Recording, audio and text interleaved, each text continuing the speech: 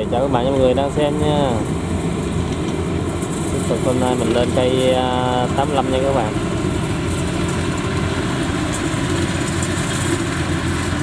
Miếng này lầy chứ đúng không? Nãy giờ chạy xếp lầy 2-3 lần. Rồi các bạn và mọi người cùng mình xem tiếp nha.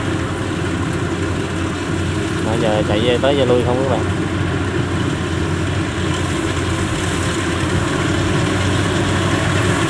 Bê luôn.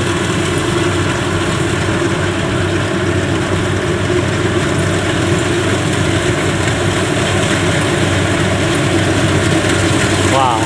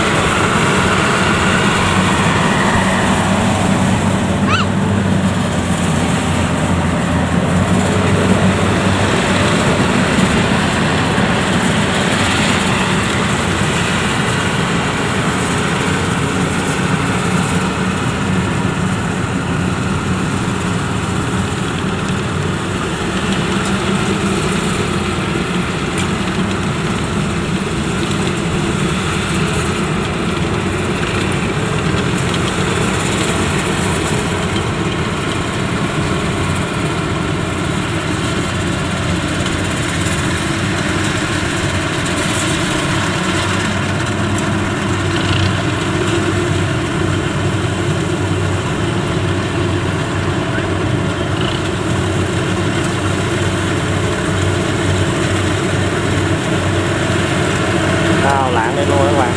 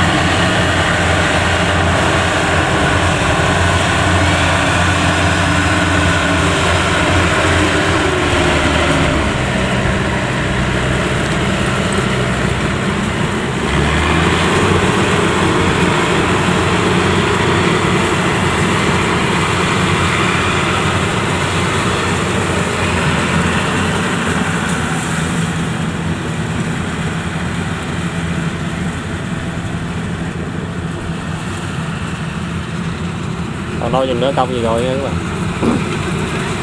Nhưng mà cắt vòng vòng này không có cắt giống như đất cứng được các bạn, chẻ tới chẻ lui thì nó hơi lâu.